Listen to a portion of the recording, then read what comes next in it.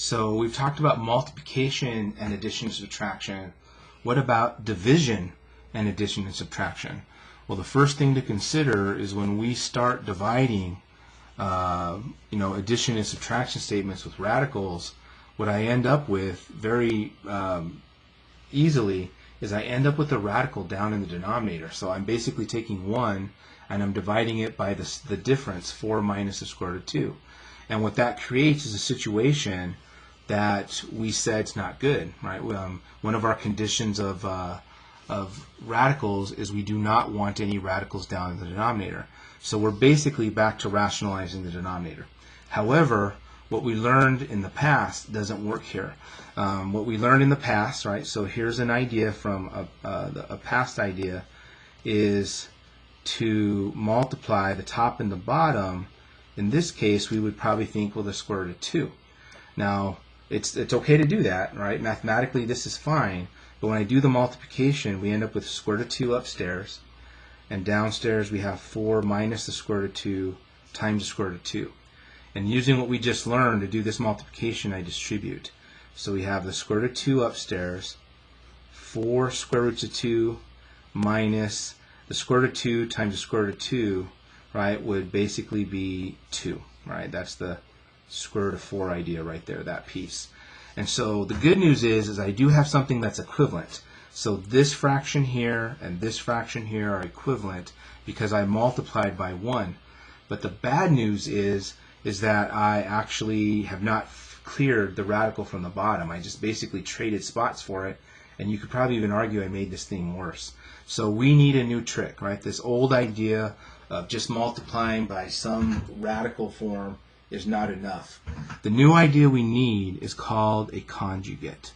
So let's just take a look at that. What a conjugate is if I have a corresponding subtraction statement, the conjugate would be its corresponding addition statement. So notice that the two terms are the same, but I've just changed the sign. Looking down here, right, if I have 5 plus the square root of 3, its conjugate would be 5 minus the square root of 3. And then if I had the square root of 6 minus the square root of 7, its conjugate would be the square root of x plus the square root of 7. So why the conjugate, right? So now that we know what they are, here's why. If we take these two guys and we multiply them together, look what happens. We FOIL, right? So 4 times 4 is 16. My outer is a positive 4 square roots of 2. My inner would be a negative 4 square roots of 2 because that minus sign. And then when I do my last to the last, right, a negative times a positive is a negative. Square root of 2 times square root of 2 become the square root of 4.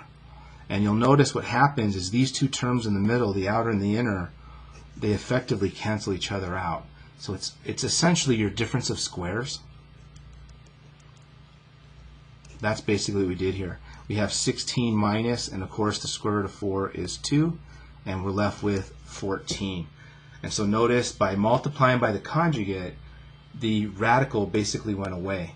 So to rationalize this denominator then, what we need to do is we still need to use the idea of equivalent fractions, but rather than multiplying by a square root of 2, we're actually going to multiply top and bottom by the conjugate. And then of course 1 times anything is just itself. I've already done the work down here, it's 14, and so our final answer would be that. Alright, so that would be our simplified answer.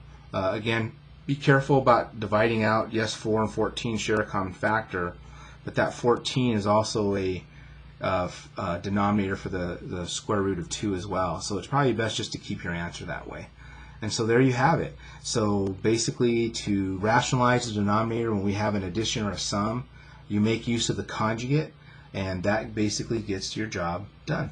Right? So what I'm going to do, because we're already 5 minutes into this explanation, I'm going to cut the video and come back and start fresh with the examples down below.